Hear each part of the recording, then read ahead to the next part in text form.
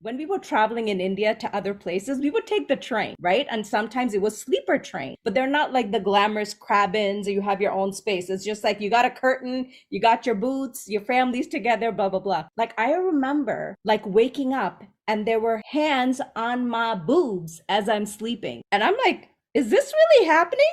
And I'm looking, there's a guy sitting on the seat or like literally where I can't remember, maybe my dad was sleeping, and he's sitting there with his hands like this because I was on the upper bunk. I'm like, are you kidding me? Oh, I made a stink, right? I'm like, what are you doing? So I just start yelling. Oh my goodness. I mean, of course the dude like is gone in a second, but think about what is going on, that this is like acceptable. Now I made a sound. I don't know if everybody does that, right? So can you even imagine the degree like of things that are going on? But even though you know it's not your fault, what are you kidding me? I didn't invite anything. I'm freaking Right. And sleeping. everybody has a different trauma response. Mine is generally to freeze. So a lot of people just freeze and their voice never comes out because it can't. And that is okay. Like that is one of the normal trauma responses, you know. And so like I never, when when I'm speaking to other women, I always hold space. It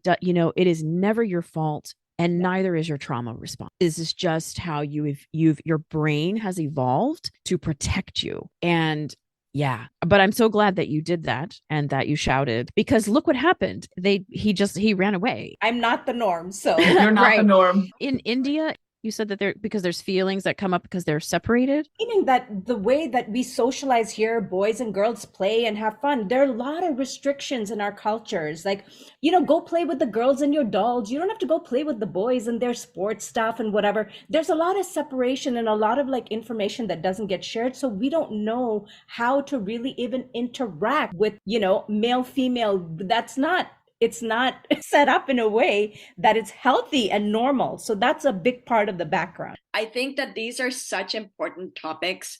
In season 2, we want to spill the chai on all this and more. In season 1, I was still a little bit scared of actually talking about those controversial things.